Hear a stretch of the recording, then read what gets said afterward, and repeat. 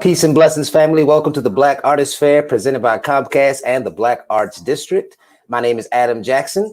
The Black Artist Fair is designed to connect Black creatives with the greater Baltimore area to resources and services to further enhance their crafts and creative practices.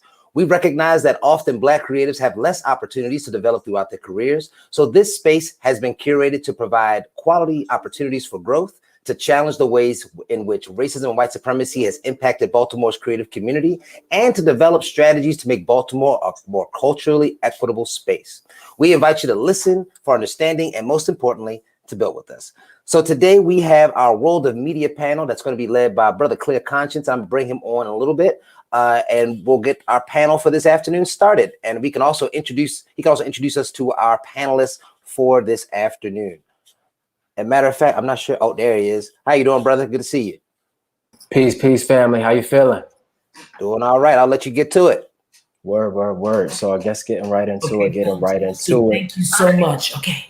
Welcome, everybody. This is the World of Media segment of the Black Arts District Black Artist Fair, powered by Comcast, and we're going to get right into it. Clear Conscience, I'm moderating. We have three beautiful queens here that we're going to be talking to, experts in the field of media. We have, I'm just going to go by the order that was on the flyer I was given. We have Sonja Sohn first.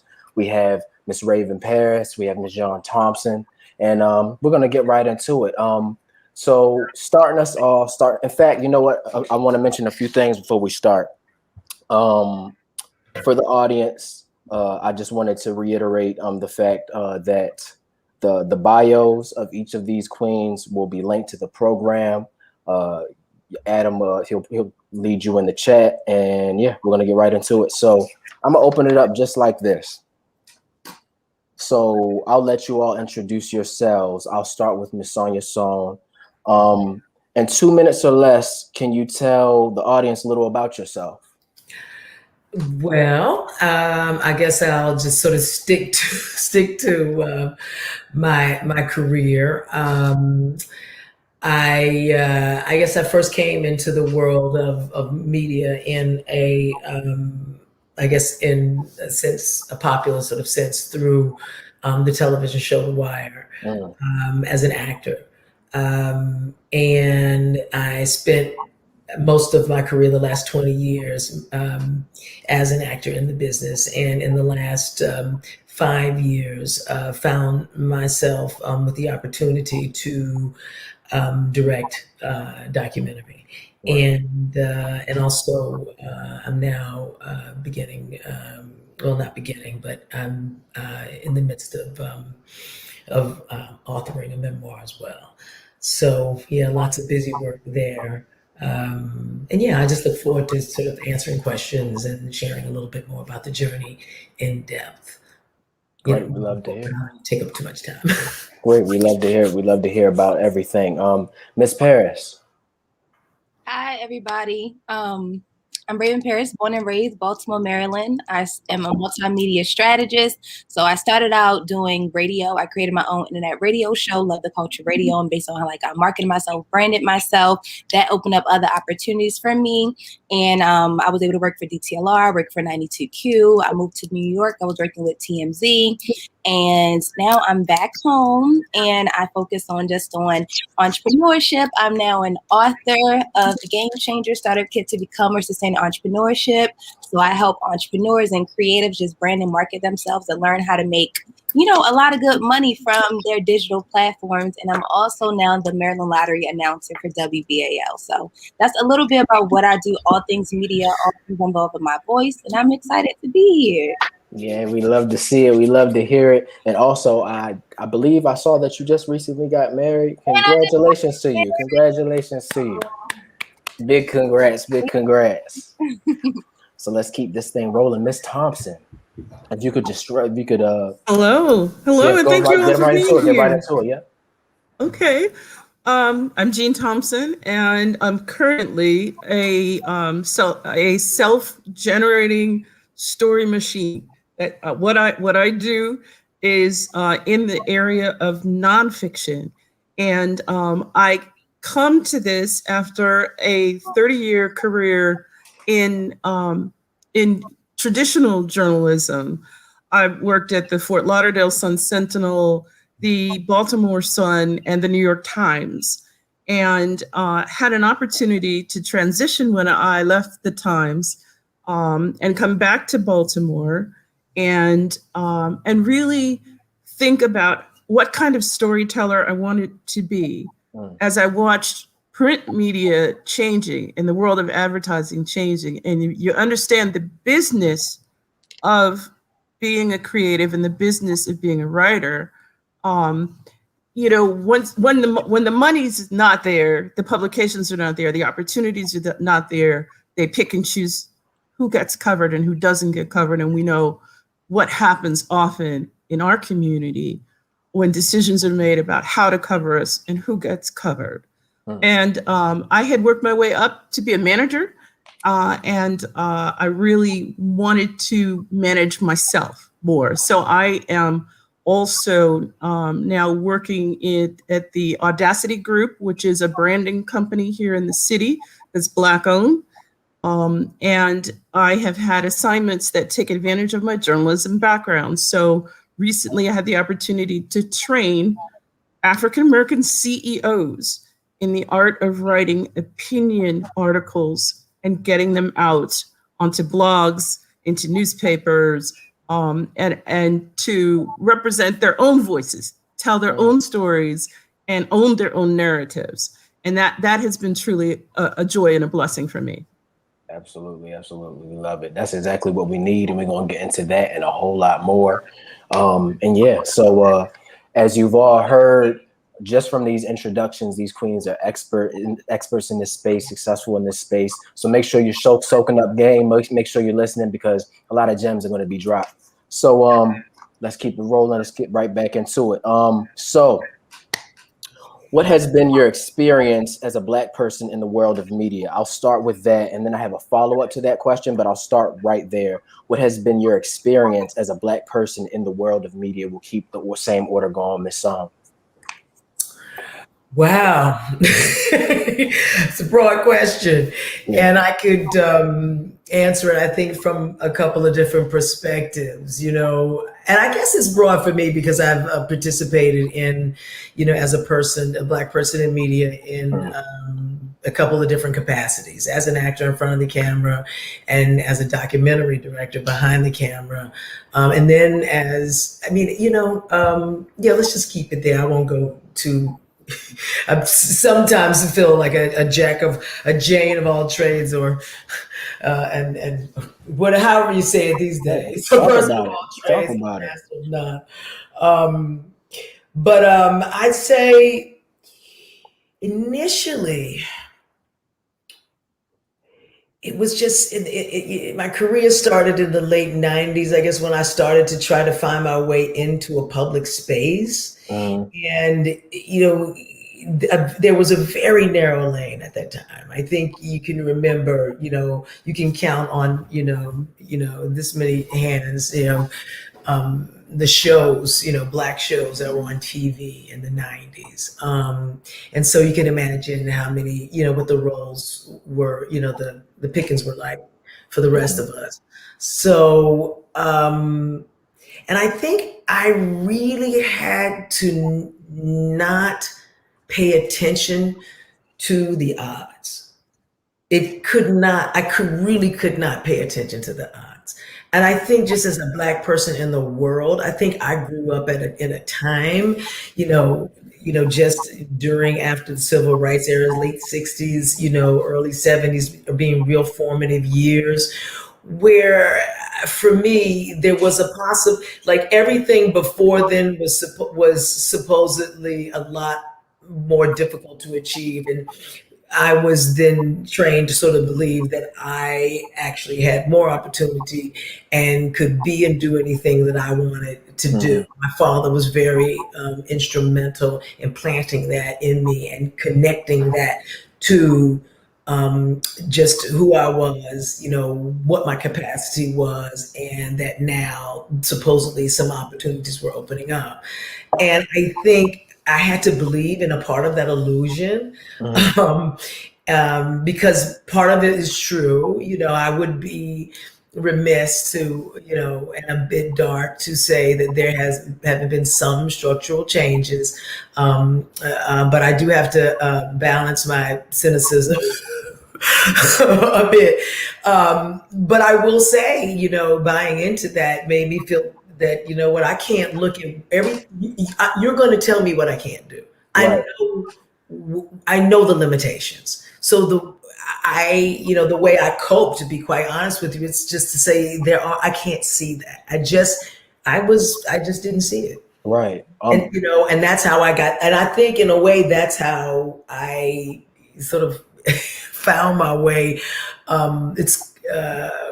into these spaces, but I don't know. I don't want to go on and on. I want to sort of speak more specifically. I think these other women will have some more specific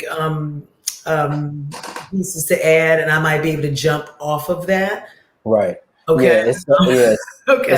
It sounds like but that's real, and it sounds like from what you were saying, it almost sounds like you almost had to kind of take what you knew about it already, and like you said, your father was very instrumental, and you almost had to kind of reprogram your mind and to adjust, to kind of, just like you said, to kind of block out that noise, because that can definitely limit you if you kind of just let that, before you even start, that can just set a ceiling for you if you just let that into your spirit. So that's definitely real. And you know what? I'm just gonna, instead of getting into this follow-up, I'm gonna get into that later. We're gonna keep this question rolling. So Ms. Paris, I can repeat it one more time, or you got it?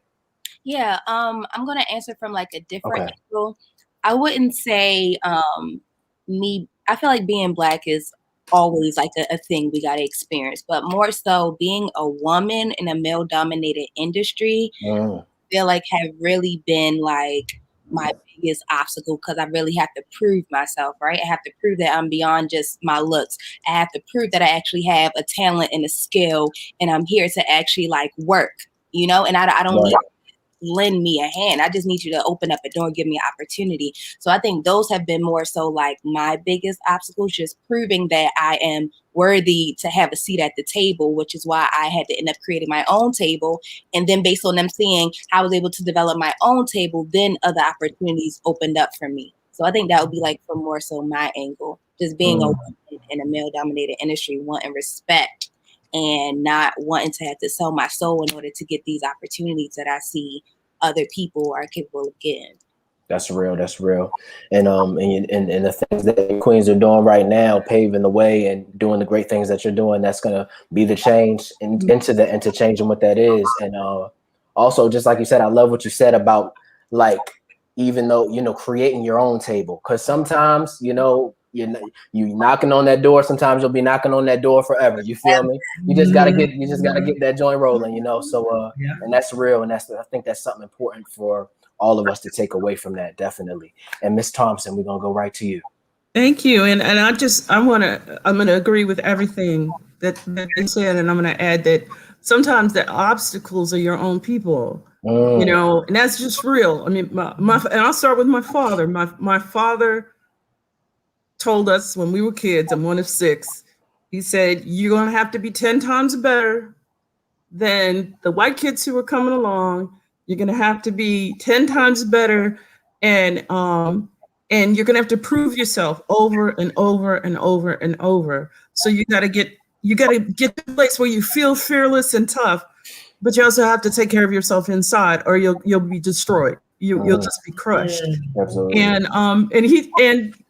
as many parents, I've known so many creatives, writers, actors, artists whose parents discouraged them from going into the creative life. My father would not pay for me to go to art school. He told me right out, he would not pay for me to become a writer. He would not pay for those things. And I'm not saying it to diss him, but I'm saying that, when I finally did get a paycheck working for a newspaper, I bought him dinner and I gave him a check and said, I wanted to show you that, okay, I'm not writing novels. All right. So I understood that there was going to be the writing that would put bread on the table. And there was going to be the writing that I would do from my heart. And that in the generation I came up in, they might not be the same writing, whereas the kids today, young people who want to write, See, today, if you have a phone, you are a publisher. And that's what we need our younger generation to understand. When you have a phone, you have a blog, you have your social media. You don't need to wait for somebody else to come and open the door and say, I want to see your writing, right? Now, you might not get paid for it until you figure out the business of being a creative, but you have a platform, multiple platforms, and we need to seize those platforms and train our young people how to use them so that they can climb through whatever ladders they want to climb through. But it starts honestly with being fearless. You really have to make up your mind that you're going to go up against anybody who wants to get in your way. Look, I have to let y'all go because honestly, I'm feeling like I'm at a mic right now because these bars are crazy. These bars are crazy and they're real. But yeah, no, I love everything that all of you have said. Bouncing a little bit off of what you said, Ms. Thompson, I love it. Just even what you were talking about, I feel like that's something we can all relate to. I saw Ms. Paris was responding as well when you were talking about not really getting the support, you know what I'm saying, from your parents or what have you, when you were trying to get into a feel, and it's just like kind of just creating that drive within yourself. And, you know, sometimes just like you said, it can be, you know, your own people that can sometimes hold you back because of those mindsets. But, you know, it's just something that got to dig inside yourself. And, you know, and we're learning, you know what I'm saying? We're learning. We're going to help each other climb up. That's what we're already doing. We're going to keep it rolling. But yeah, so getting into the next question. So media can sometimes be oversaturated with negative images of Black people. For example, trauma porn, stereotypes, and etc. Even when produced by Black people, you feel me? So what can be done to move the needle forward in a different kind of representation? And we'll start with this one. This is a really interesting question. Because I'm affected by it from all sides. And I face it a lot as a documentary director, especially. And as a creative person who really believes in revealing raw reality in your face, whether you like it or not. But at the same time, as someone who is a survivor of homicide, who suffered from quite a bit of my own trauma, I find myself triggered quite a bit these days by media. To the point where you look at my Instagram page, the last post I have is the post for this event. And I had intended to come back and repost, and it's National Poetry Month. I've got my sister Jessica Caramore's short film. I've been needing to get up, and every time it's all I can do to just like some folks' posts, just to be a little supportive, because there's something happening right now with me, and the trauma porn, and I've just, it's a lot, and the projects that I'm working on are also in that realm. So I do feel that there's a need to there really is a need to produce some other offerings, so that those of us who we need to know the truth. We need to know. I just, the news, like, I know what's going on, but I'm going like, now I need to pick a day a week. What days of the week am I looking at what? I can't look at the news every day of the week. Maybe, which shows am I going to look at? If there's an hour news show on the weekend, which one? You know what I mean? Right. There's some new ones coming out. I'm really interested in that new one that Charles Blow is on. I haven't had a chance to check that out yet, but I've got to, and I'm now answering the question the way, like, we've got to personally be discerning, because I really also don't want to shut down creatives when they, like, from their own experience, there's some things that they've got to get out. Exactly. And some of that stuff needs to be spoken and voiced, and there's spaces it just really depends on the intent for me. Right. I'm really it's sketchy trying to judge and creativity for me, So but I can speak for, being someone who's really about raw truth, right. having to manage that now and having to really think about it. Like with the documentary that's coming out, I've done directed two now, and they both, have visuals of police brutality. It's like, I gotta show it. I gotta show you. But really there were multiple discussions around, no, we don't need to show 10 seconds here. We can do 3 here. We can make it quick flashes. We don't need to show that one. Let's sub this extreme one out for something a little less extreme. Ooh, this is really bad, but God, we have to show this one because it is so egregious. So, but how do you minimize that? And then how do you balance that in the edit? You know what I'm saying? So, though, I think that, it depends, just putting folks out there who are conscious when they are creating the work and supporting those folks who and if they cross a line or make a mistake, we need to help, we need to support folks, people who actually step out here or get a moment, because it's not, I'm a little tough with it, I can stay, but I feel like there are going to be some younger folks who might be pushing a boundary here or there, and I don't want us to slam on them right away. I want us to teach them a little bit and say, wow, it was great. And you know how social media can just start hating on folks a little too hard, right? And I think some of us, who have a little stature, should try to enter in some of those conversations and sort of mitigate that energy too, right? Absolutely. So there's a lot of room here for us to be conscious, to be intentional. This is a new space. We're all trying to figure it out. We need to share information instead of just going, you should have done that. It's like, okay, and how about this? If you can't offer a solution, like in production, one of my big sis, I don't know if y'all know Debbie Young, who does hair and makeup.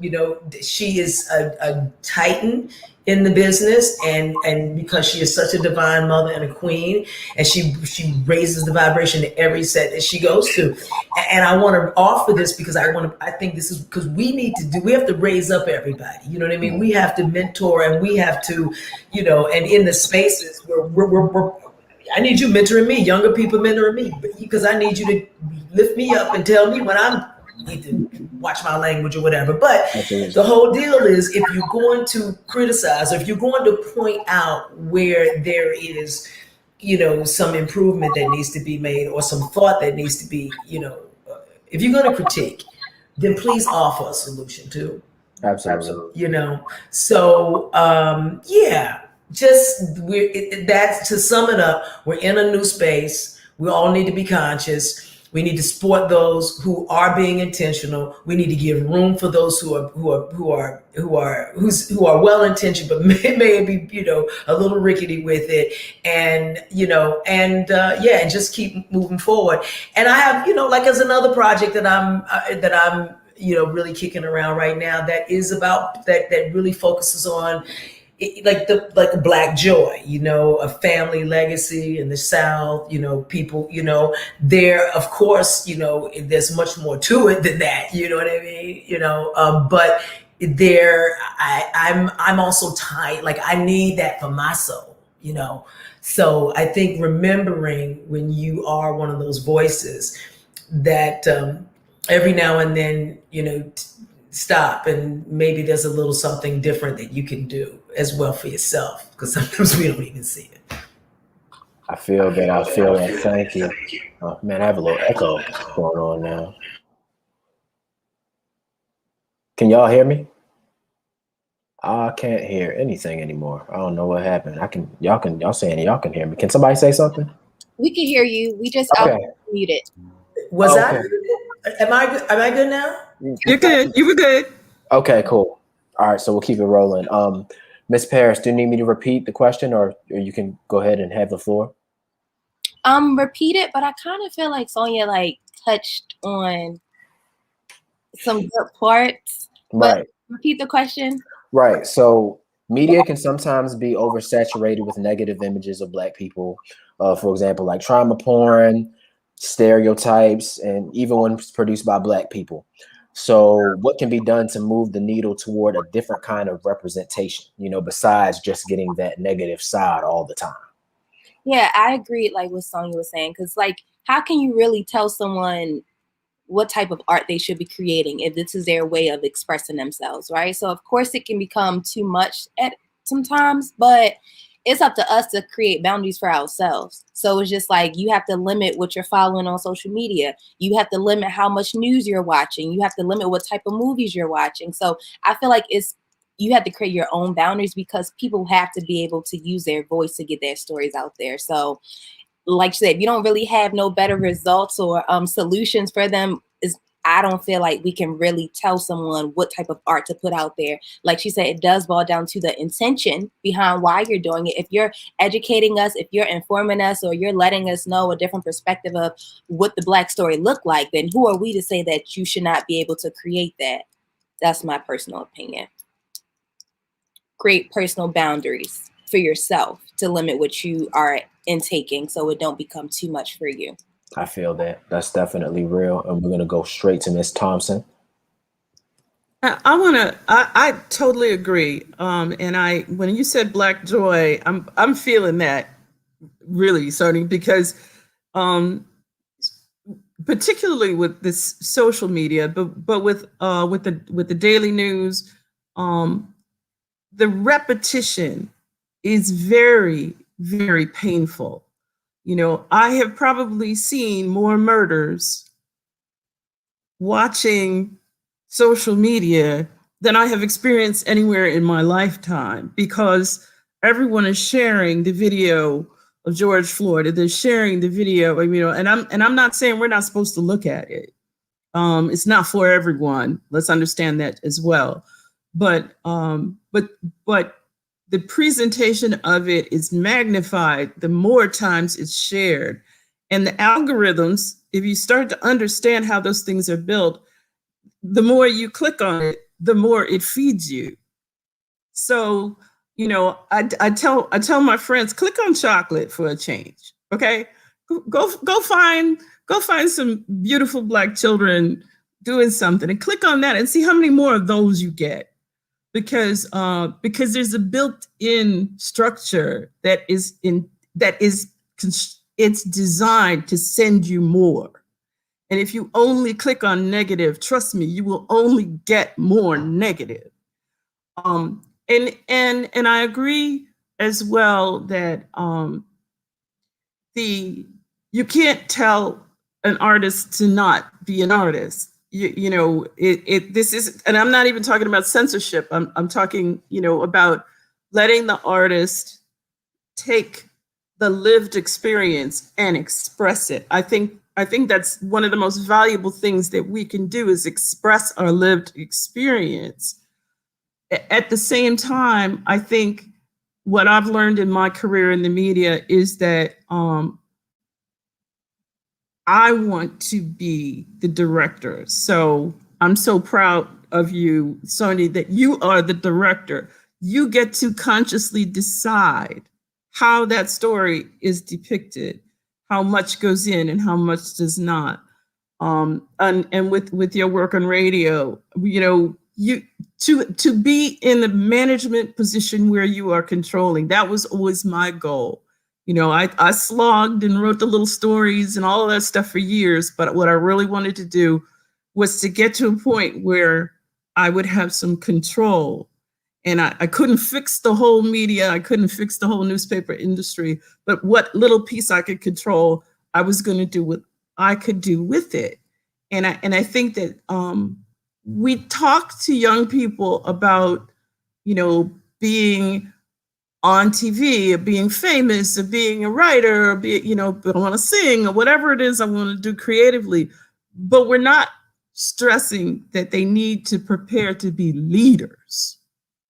That we need to be training them and mentoring them and sharing with them so they'll become Sonja the director, that they'll become the entrepreneur, Raven. They'll become the person who controls the story.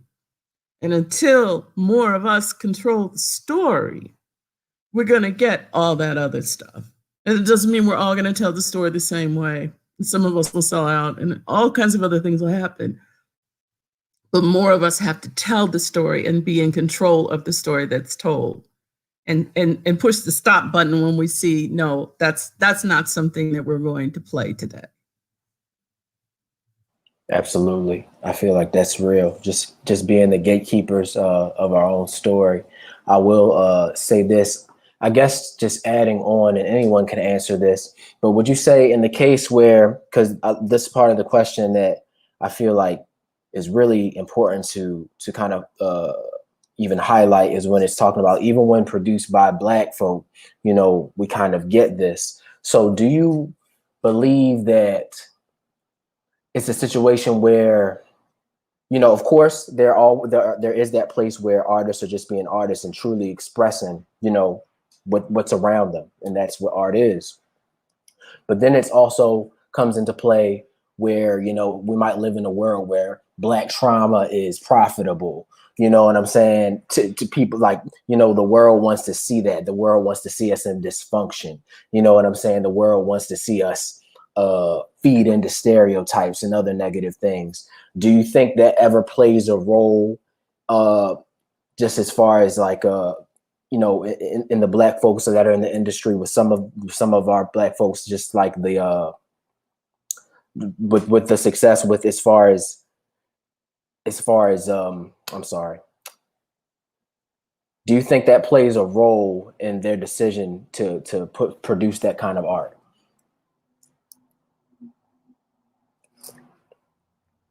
You're on mute. Am I on mute? Sonja. Oh. Okay. No, I said, you know, it's really unfashionable to think like that right now. Do you know what I mean? So I think the only, like, really the media that's really kind of violating that is hip hop. I mean, that's where that is. And that's not my lane, you know. But those are the images, you know, that if you want to call stereotypical or negative or, you know, destructive, you know, in the way that I believe we're categorizing right now. Yeah. And I have, you know, and that's an edge for me, you know. I'm real radical with my freedom, you know, but I'm getting older now, you know, and you like, I'm like this close to being, you know, one of them soapbox mamas, you know, you know, but creativity has a divinity to it, see, for me, and the way it moves through people and what it inspires and how that, you know, it can be controlled and it cannot be controlled. And this question right here, in particular, when I'm speaking about this very thing, hip hop, the imagery, it's like, you know, like the divine sort of mystery, the paradox. It's like, you know, it's one of those chicken egg things, you know. It's one of those, like, should we allow it? Should we, you know, like, can you inhibit? Is it, you know, like, I really live on that line. And I just encourage, because I also know that sometimes you have to, as an individual, part of your freedom is to express your pain and not to give, not to, there are times when you can't, care, because, like, let's say if you would be doing something more violent, than depicting it, and your depicting it moves you to some enlightenment. But then it is, what that reflection is out in the world, and then, what that spawn, we don't know how these tapestries, work, So, I mean, I'm saying all that to say that I believe you were saying, like, in terms of like making money, I do believe that is the space where that line is most often traversed and crossed. And like I said, it's not like I don't have my expertise isn't in that lane, but I can give you sort of like, you know, my own challenge sort of with that. And then I just think in the space that I am in, it's right now, people are looking for projects, people are looking for Black joy. My problem with that is I want real Black joy. I don't want manufactured Black joy. I really do. I was a fan of Good Times. Quite. I needed to see that there was people living the life that I was living, and parents were struggling because the whole Brady Bunch thing really messed my head up. Okay, it really made me hate my life, and I needed to see there were people who were struggling and happy and Black, and I was a Good Times fan. Okay, so I don't know, but I do believe, like I said, I do think that if we are in the era of making conscious choices and having a little more freedom to make conscious choices about the media that we're producing. So if you do have access and let's say this not your like you need to get something out, then maybe you can support a project that is doing the thing that you don't have the capacity to do right now. So if somebody else has got a real authentic, Black, and I also believe you can't tell a good dramatic story without conflict. So everything can't be rosy. You know what I mean? You don't see the rose if you don't feel the thorn. You know what I mean? So whatever that looks like in a piece of art, it's got to be there. But we can support other work if our work isn't there just yet. So, and I'm in the midst of this right now, trying to figure it out for myself. So we're all figuring it out, and I'm just sort of sharing my process with you right now.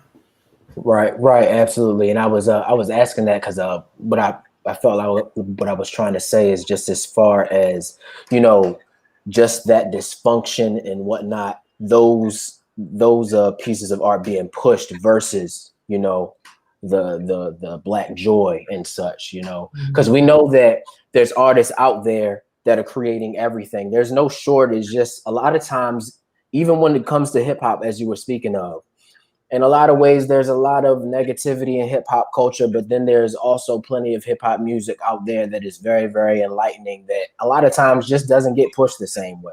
You know what I'm saying? So I guess that's a part of what I was trying to dive into. I don't know if Miss Paris and Miss Thompson want to dive into that as well. If not, then we can keep it rolling. But I just want to add, if I can, that if we learn anything at all from Black Panther, what I hope we learn is the power of Black viewership and the power of the Black dollar. Mm-hmm. Because these productions need an audience, right? And if we choose to look for stories that are sublime, if we choose to look for stories that are authentic, even if there's some element of violence or tension or our Black pain in the story, is it told with grace? Is it told with the best cinematography we can tell it? How is it told? And is it told from a point of view that is honest? I don't want to live in a world where all of our stories boil down to a little microwavable minute that is always told the same way, because we're not a monolith. We're all different, and we all have different experiences. And I want all of those experiences. So I think it's also about the quality of our diet and what we demand, because when we use the power of our dollar as audiences, more is made to feed what we ask for. Mm-hmm. That's real. Again, got to snap it up for that. But with that said, we're going to keep it going to the next question. Keep this thing rolling. So this will be an interesting one. When did you realize you wanted to work in the world of media? Starting off, Miss Sohn. I never had that realization. It just hit me, like it just ran over me, honestly. I wasn't thinking media when when I got up on a poetry stage and that turned into acting. I was thinking, yeah, we don't need to, I don't need to share what I was thinking, but I wasn't thinking that I was going to become an actor. I was thinking I was going to write and teach in an urban high school and be a great like mentor to some, inner city kids, and I sort of ended up over here.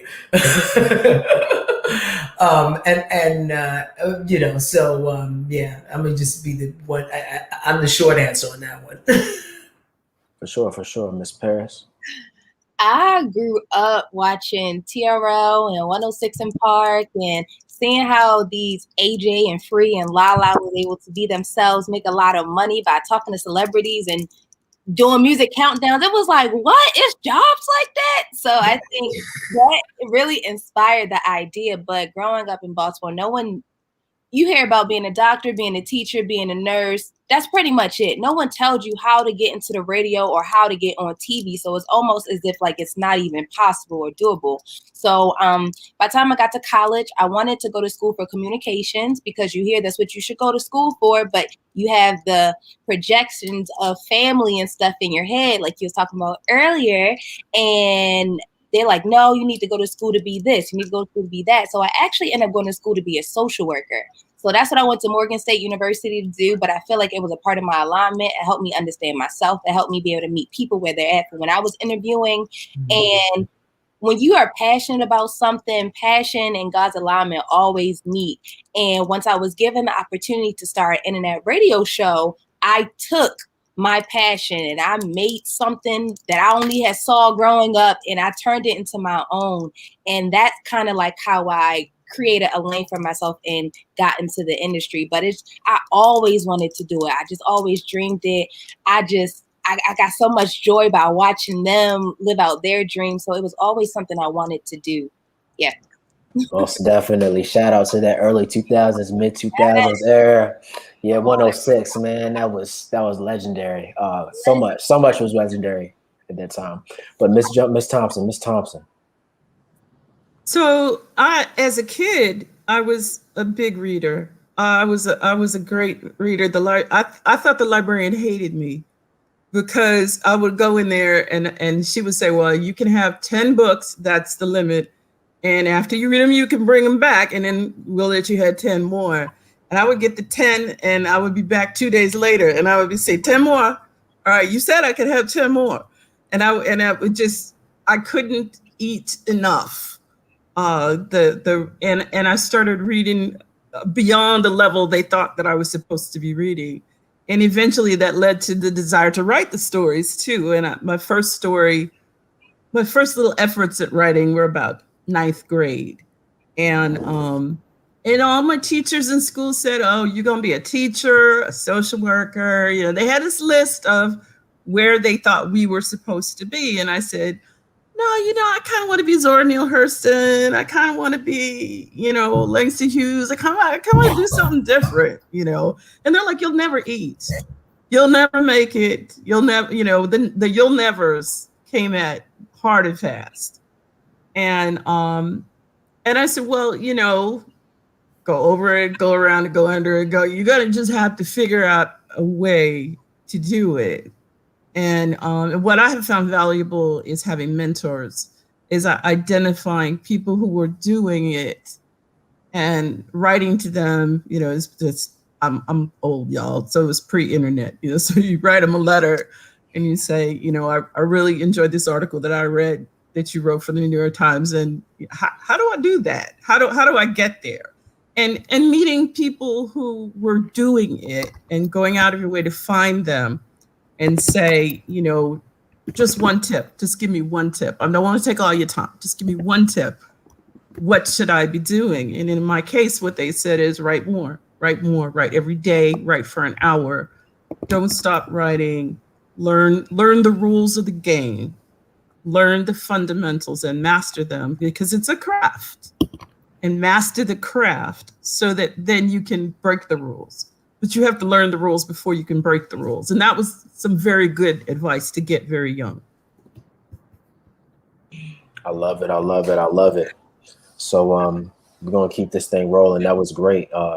You know, for anybody that's interested in the audience and breaking into the world of media, let us know what's inspiring you, what makes you want to enter the world of media. Let us know below. But keeping this thing rolling. So, what are 3 tips you would provide aspiring Black creatives interested in entering the field of media? Miss Sonja, starting off with you. Yeah. It's challenging in a way because it's specific to the person. Do you know what I mean? What they're pursuing, what their own temperament is. I think right now, because there's so many lanes, when I first came into the game, there weren't many lanes, and you had to go to 9 times out of 10, you had to go to school. You really needed to go to school for anybody to take you seriously. I was just, this was a rarity, the way I came into this.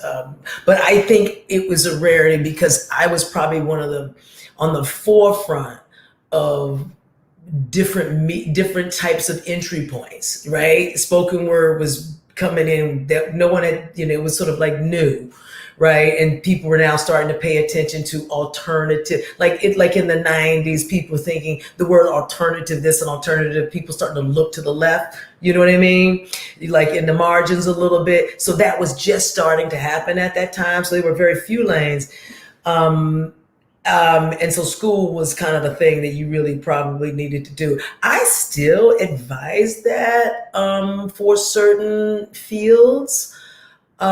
Because I think, and this is me, there are other folks who have brains that work differently than mine.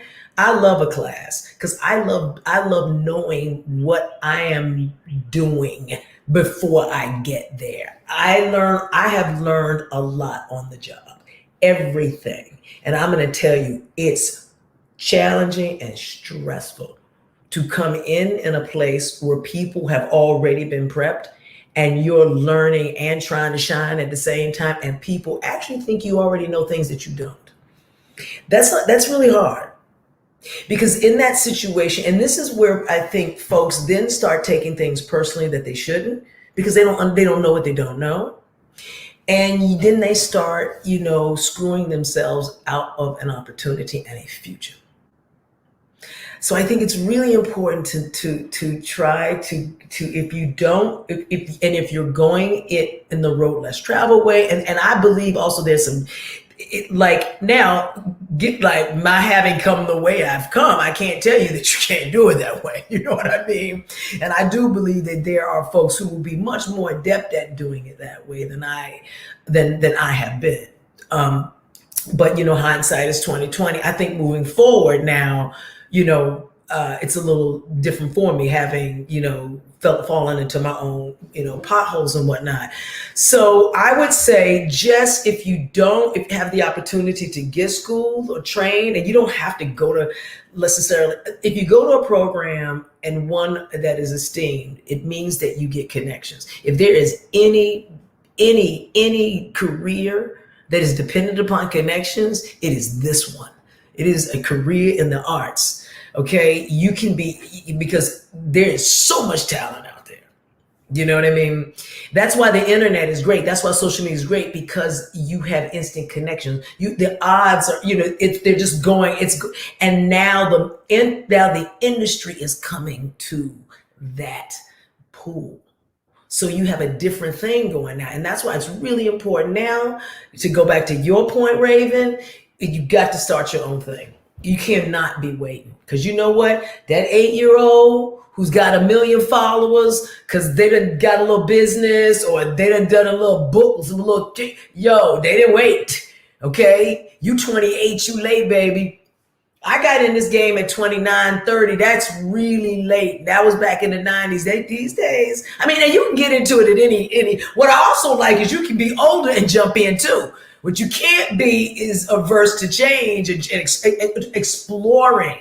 This is the era to make your way, and stop saying, what the business is and what they not, like all of that. That does not meld with creativity. looking at what folks are not giving you or can't, or what they not buying. That's you create that thing, you know. So yeah, I would say those are the two. That's two, right? I think there's a few things in there. Yeah, you dropped a few. I like the way every time that you start to answer a question, you're like, just like it's just like you can tell it's just so much that you got on your mind. But no, all that, you know, definitely a lot of gems dropped. Like I said, everybody make sure you pay attention to these gems that are being dropped. But definitely. Well, one last thing. Go ahead. One by all last, means. this is the third sort of thing. By all means. Mentorship and support group and peer group. People that you can go vent with, because there's stuff that happens in these spaces that's going to happen. You're going to have conflict. It'll be cultural. It'll be racial. It'll be whatever. It'll be just somebody has a different communication style than you. Somebody, you know, which then you take whatever it is, you need to go dump that somewhere so you can come into this creative space as a team member and be positive. Because if you don't, again, that is the easiest way to screw yourself out of an opportunity, therefore a future. Because there are not many shots here. You don't get a lot of shots here. That's real. Support systems, everything, connections, everything. Okay. So there you go. Yeah, no, definitely. Mentorship is I want everything. people to learn from my mistakes, straight up, you know. Nah. And I've made some recently that, you know, I'm rectifying, and I don't want other folks to make those mistakes. And we appreciate that, because that's what we're supposed to do with every generation, you know. You know, we can't be stagnant. We got to pass it on, pass it along. And just like you were saying today, you know, the tools that we have now to make these things happen are more than ever, you know. So it's just really no excuse. We just got to jump in full head of steam. So we'll go right with you, Miss Paris. Well said. So everything you said was well said. I would want to add on to that. I live by like 3 P's. I feel like it's 3 P's to success, right? It's passion, purpose, perseverance. So you must be passionate about doing this. If you want to be in the media, because you're not going to instantly get into it and start making 6 figures, 7 figures, and be rich. That's not how it goes.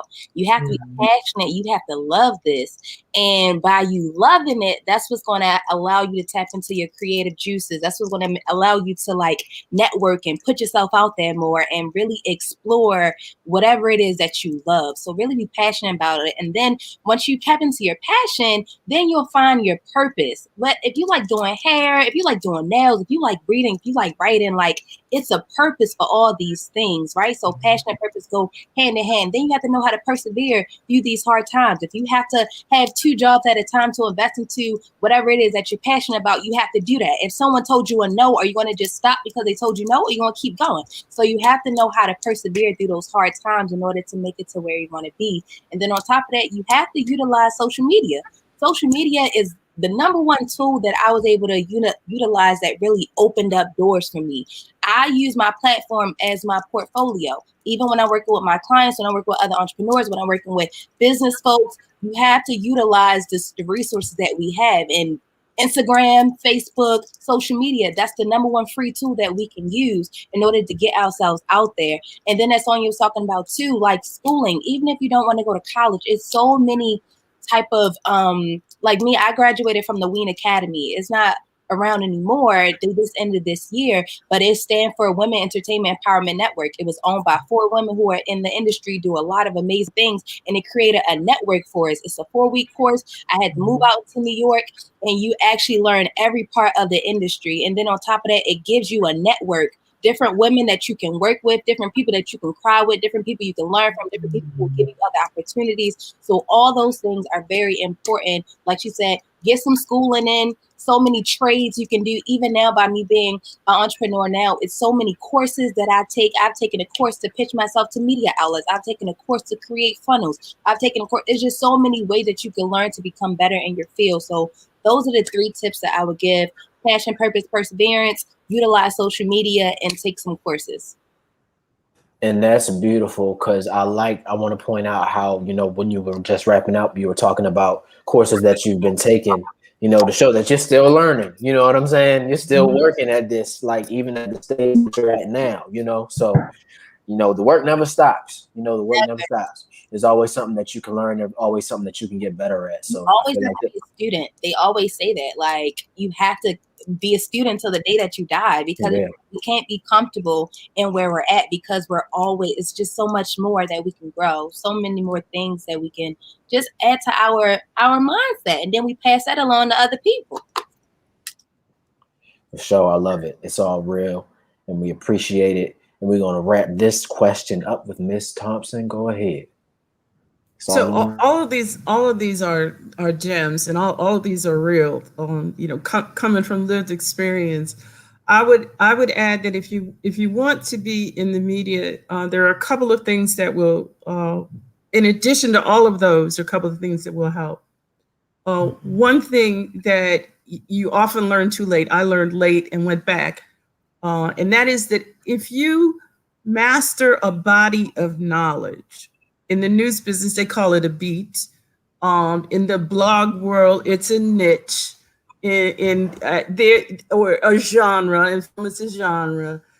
Find your niche. Find your genre. Find your voice. Find your body of knowledge. I covered education for many, many years at the Baltimore Sun, and it's about learning everything you can learn about that subject so that you become an expert.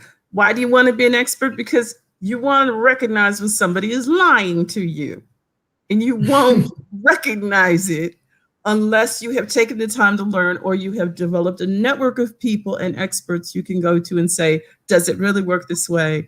Am I writing the truth? If you're going to pursue truth, that's one thing. Even if you're going to write opinion, is your opinion based on a fact, right? So acquire a body of knowledge. Pick one subject that you just love with that passion that Ms. Perez is talking about, and always devote some time to that passion, so that over the years you begin to develop an expertise, because that expertise could become the doorway to many opportunities for you. And the second thing is to join the associations. There's a National Association of Black Journalists if you want to be in public relations and marketing. There are local and national chapters of all of these groups. And that's where you find essentially the people who Sonja's talking about, the people who understand you, and they understand what you're going through, and you can go and vent to them, but you can go and learn from them too, often for free. And they'll support the journey that you're on, and because they're walking the same journey that you're walking. And then the final thing is this tip is really hard to express, but I'm gonna try to say it like this: understand your worth. Understand that you are worthy, and that your story is important. Your lived experience is special, and that the opinions that you bring to the table in a collaboration, a lot of these things are not one person. The media is not like I tell my story and I'm the only one who gets to tell it. That only happens on your blog. In the rest of the media, it's a collaboration.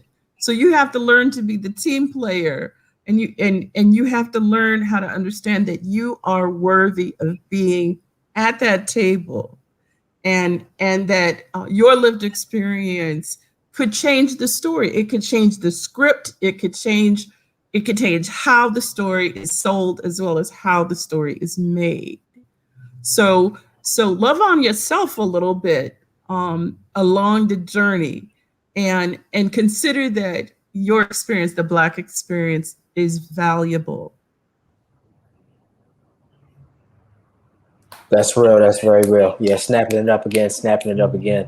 And the thing that I love is that, with what you were saying, Miss Thompson, is really a lot of it is just simple life lessons that, we have to really, really take the time to learn. A lot of people don't take the time to learn them because, just as we're talking about media now and breaking into that world of media, and these life lessons, are good for life in general, but even carrying on into anything that you do, So I think that's an important takeaway. And just keeping it rolling, we have one more set question here. I had a lot of good extras, but I know we're running on a tight ship, so we're going to keep this thing rolling. And I'm going to go to you, Miss Sohn. What is the role of media within the creative industry? Now, I'm not quite sure. What can you expand on that? What do you mean by that? I would say within just the world of arts, within the world of like just this creative arts, like what role does the media play in that? What does the media do as a part of, I guess, that functioning? I hate to call it a machine, but I feel like you know what I'm saying. Mm-hmm. As a part of like that functioning machine or what have you, what role does media serve in that? You know what? Can I pass the baton? I feel like I want to pass that to Gene and then bounce off of Gene. For sure. I don't know. It must be our association with the times. Okay. All right. So, you're like the journalist, I think that's the thing. Gene, you have such a journalism background, and I think when I think media creates, because I feel like there's a separation happening here in a way, that a distinction being made, and I don't want to sort of muddy that. I think you might give some context. Come on, let's get muddy right here. Okay. So absolutely, Sonja. When you say media today, it's lumping too many things into the same bucket, right? Media used to be the news. Media is no longer the news. Business has changed that. Money has changed that. And politics has changed that. So let's be careful when we say the media or media, because media can be your website, media can be a newsletter, media can be the social world, Snapchat, everything.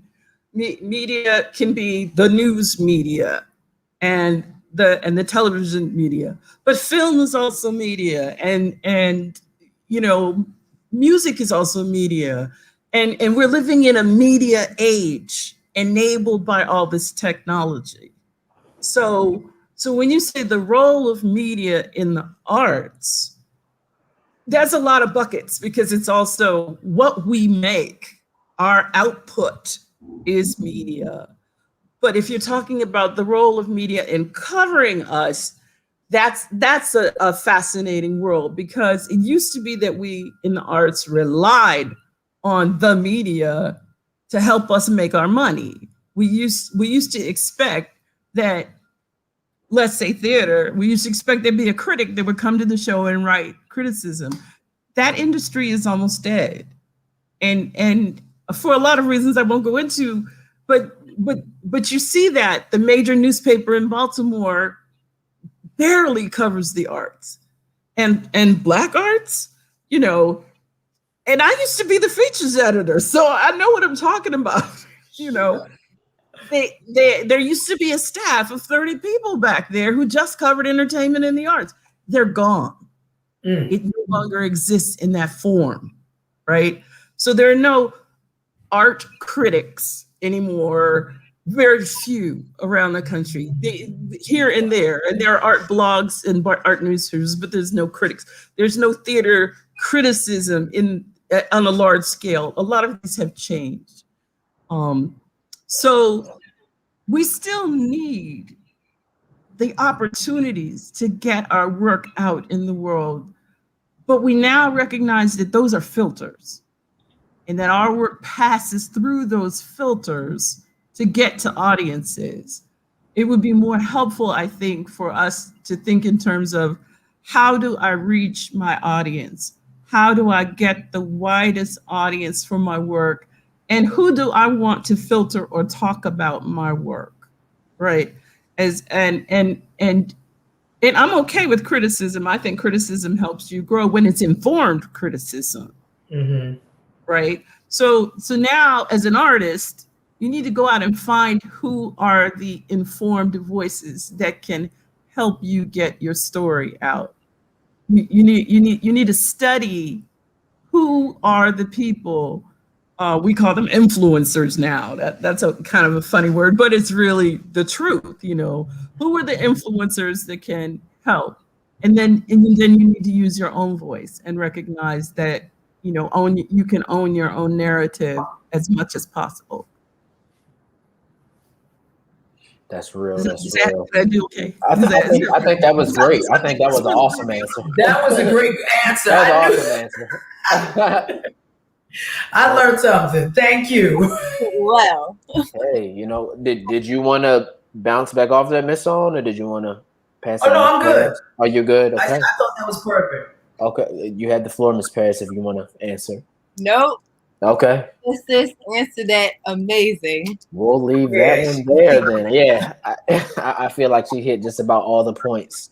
Yeah. So there you have it. A lot of gems have been dropped, and now we are at the portion of the event where we're going to answer questions from the audience. So we'll get right into it. In fact, I think I see one that just popped right up on the screen. So let me hit the comments. And I know the representative Adam Jackson of the Black Arts District. I know he said that he was going to drop them in the chat, but for now, I guess I'll just go off of what I'm seeing right here in the comments. Mm-hmm. Okay, so what is the key to monetizing your streams? Do you use specific platforms such as CD Baby, Sound Exchange, or TuneCore? Oh, so this is more so for from an artist standpoint. Yeah, that's what it sounds like. All right, I'll tap in a little bit. I'm not an artist, so I can't say the exact platforms to use. I have heard of TuneCore, but I would say just make sure your music is registered. I know that much. And also a lot of artists, they make money from merch. They have merch now that they're making money from, because when you are having concerts, if you are getting paid for performing, you can even give yourself a small budget just to get booked. You can just to get yourself going. But when you have these shows, you can set up a vendor table. You're able to sell your product. And those would be some of the ways as an artist you can monetize outside of streams, product, shows, and then your streams. Absolutely. Being an artist myself, I definitely feel that what you're saying. Merch is big. Merch is huge. Really, all those things in tandem. You know what I'm saying? Like all those things kind of work together when it comes to that. But definitely merch. I don't think I've heard of like the platforms that he mentioned. I think I may have heard of TuneCore, but yeah, I don't know if Miss Sohn or Miss Thompson want to answer that one, or if we want to get to the next one. No, I think Raven answered that one. Yeah, it's not really my lane. Mm-hmm. Got you. No, I understand. Okay. So Michael Moore is asking, what is your biggest hope or dream now? And anybody, I guess we can keep going in the same order. Miss Sohn, if you want to answer that, I guess your biggest, and I guess when it relates to the topic. Yeah, just I'd love to get into a position. I mean, I have personal projects right now that are tied to my own family. They're sort of dream projects, and the memoir is a part of that. But other than my own personal, projects, which really I think ultimately is why I feel that I've been put on this path. And I feel, that's sort of a pinnacle for me. So that is a big thing that I'm working on right now, big dream. But more so than anything outside of that, I would love to be in a position to be able to bring more folks into the game. Mm-hmm. And had I known that I would have the ability, that could have been a goal of mine years ago, I would have shifted my course a little bit. How about you? How about you, Ms. Paris? As of now, I have the Game Changer book. So I want to get that workbook in all 50 states. As of now, I'm in 18 states.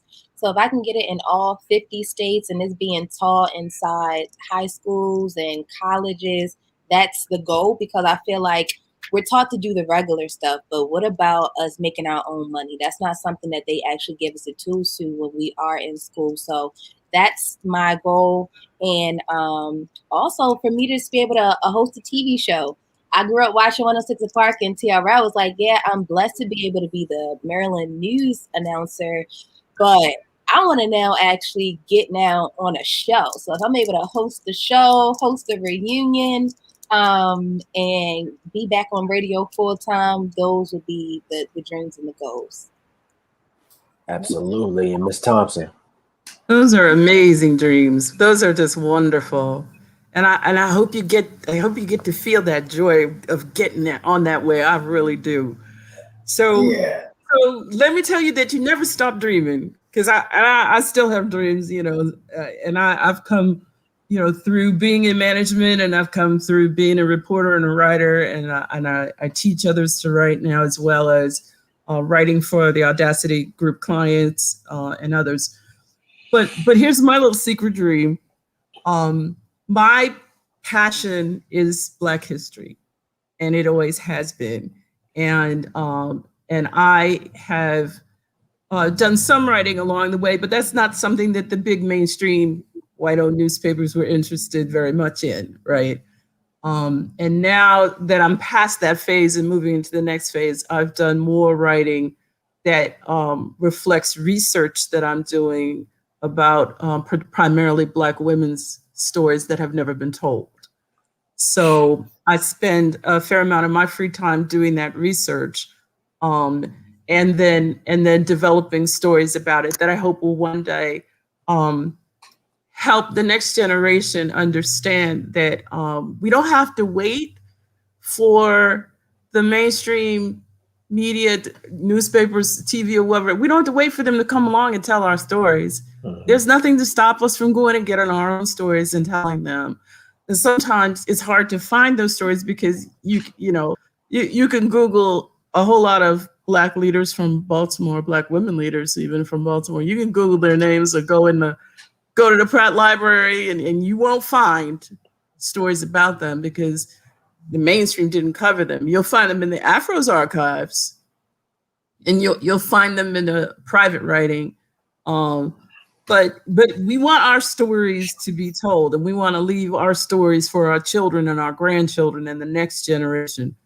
So we need to tell our own stories, and that's what I want to do. That's really that's my hope and my dream right now, is to use whatever chance I get now to write the things that I want to write.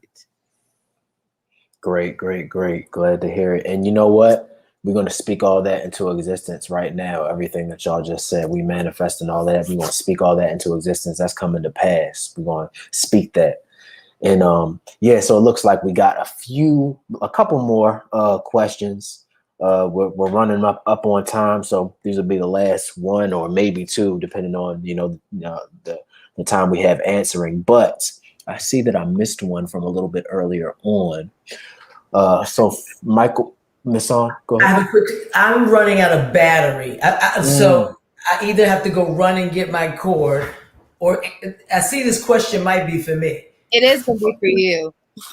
Okay. Yeah, we can go right to that one. I can answer it and run and get my cord, okay? Okay. Yeah. Well, which one you want to do? You want to run and get it? I can answer really quickly because I don't believe it's much I can. In terms of casting ages, they won't look at a portfolio. Mm-hmm. It's really just your headshot and your resume. And those blind sending is not a bad idea if you don't have a person submitting. But these days you pretty much got to try to get someone to submit you. But I remember the days when you show up to an open call, or you send it and you never know. Folks are picking people off of the internet these days. I just left the Shy, and there was somebody on from the internet. You know what I mean? So. Word. And I don't know if I better go run and get that cord. Yeah. Do what you got to do. Miss Paris or Miss Thompson, I don't know which of you wanted to answer that, or. if you want to follow up to I'm anything. going to go ahead. So Okay. now this particular question is about casting agents, and that's not my my area. But I can tell you that in the news side of the business, and in many of the writing and literary fields, a portfolio is still a thing. If you want to be a photographer or videographer, a portfolio is still a thing. Mm-hmm. And I would say that show your best work, even if it's not your biggest work. Show your best work always. Show your the diversity of the kinds of things that you can create, and understand what you're going out for. You know, if what you want to do is, let's say, I did PR for a theater company. You know, it happens to be a classical theater company. Well, you know, they want to see the range of your work, but they want to see your classical work, right? Mm-hmm. You know, so you're gonna have to give them, you know, your August Wilson, and you're gonna have to give them your Shakespeare too, right? So understand what the need is before you go in. Just don't go in blindly and give them everything. You're gonna have to edit it down and you know, give them the diet that they want to see, so they can see the range of your work, and you can impress them with other things later. But get the door open first. Word. That's definitely real. And Miss Paris, did you want to say anything to that? This isn't really my field, but I'll add on to say that I've been able to get like some commercial gigs and like some extra gigs just by having good relationship with casting agents. So I think because a lot of times too in this industry is like who you know. And if they see that you're working, they see you may have a good fit. They see that you may be teachable, you're likable. That's also very important too when it comes to being on cast, actually just wanting to be around certain people. So if you build those relationships with different casting agents, then that work as well. And a lot of times they'll contact you like, hey, we need a girl that looks like you and favorite you, or, you know, you don't need much of a background, but you need to look like XYZ. So those are good just to have those type of connections and relationships. That's real. I hope that this answered everyone's questions. I hope everyone took from a lot of these gems that were dropped. We're pretty much coming up on time now. I really wish that we had a little bit more time because I got some great extras, but shoot, you know what? If I could possibly, I'll probably try to shoot you all email because I'd like to know the answers for even myself. So like, you know, we can probably do that. But being that we've coming up on time, we literally got like 2 minutes left. I guess it would be a good time to end here.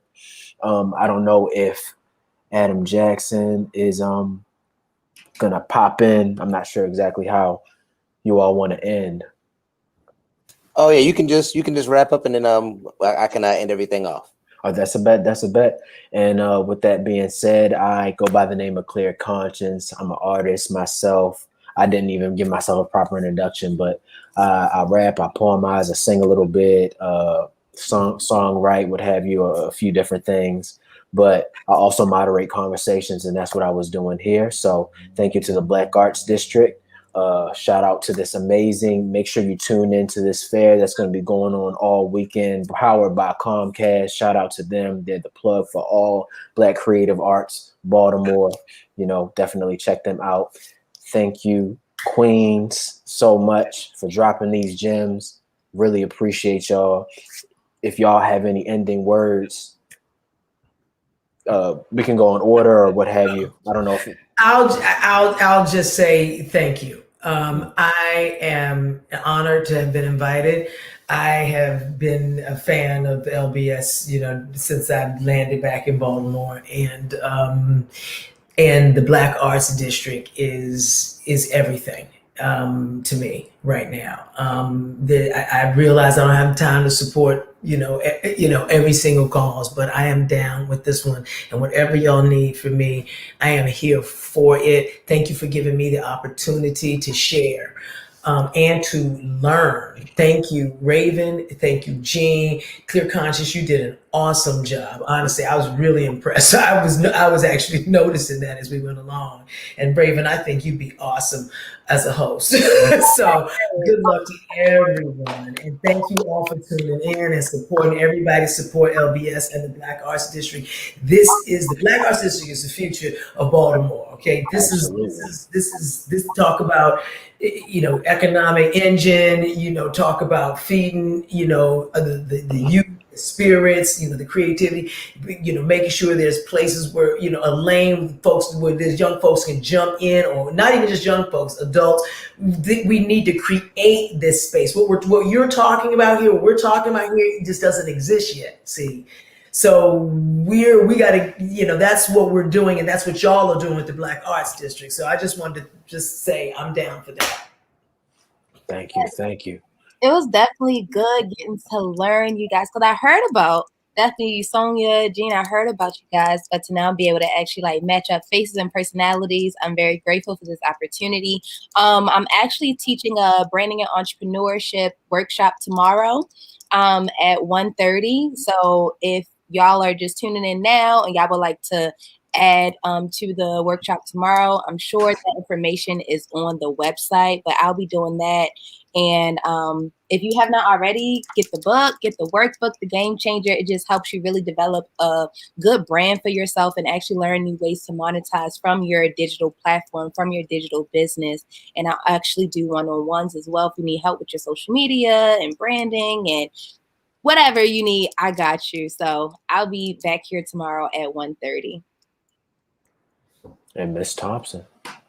And thank you. It is such a blessing to be in this space with you, to learn from Sonja, to learn from Raven, to learn from you, Clear Conscience, and to offer something worthwhile to the community. Our artists are our voices, and making art is also making history. So it's one of the ways that we record our history. So we're going to hold on to that and uplift our artists. Support. Even if you can't afford to buy a piece of art, you can support. You can tell other people about the good art that we're producing. Support the Black Arts District, and thank you for this opportunity. And with that said, we're wrapping up. All right. Appreciate y'all. Thank y'all very much for being a part of tonight's event. Thank you, Clear Conscious, for moderating. Hope to see y'all around for the events tomorrow. All righty. In fact, there's going to be everybody. Good night. Good night. There's going to be a DJ exhibition at 7, so feel free to hop on that door. You know my reputation. Yeah. All right, peace, y'all. All right, peace. Take care. All right, family. Thank you so much for participating in the World of Media panel at the Black Arts District Fair. It would be great if you could actually fill out the survey that we have. Actually, give me 1 second. I want to put it on the screen for you. If you go to this link, we want to make sure that you have access to give us feedback for what you think about the Black Arts District. I am so sorry. I'm tongue twisted today. What you thought about the panel today. And we also want to just get your feedback and find out if you thought this was interesting and or useful for the work that you are doing. At the bottom of your screen, you can see all the actual social media feeds that you can tap into and fill out the form for the feedback. So please do that, and tune into the next stream that we have coming up in just a few minutes, the DJ exhibition at 7 p.m. on the Black Arts District Facebook page. Thank you so much for joining us this evening. My name is Adam Jackson. See you in a bit.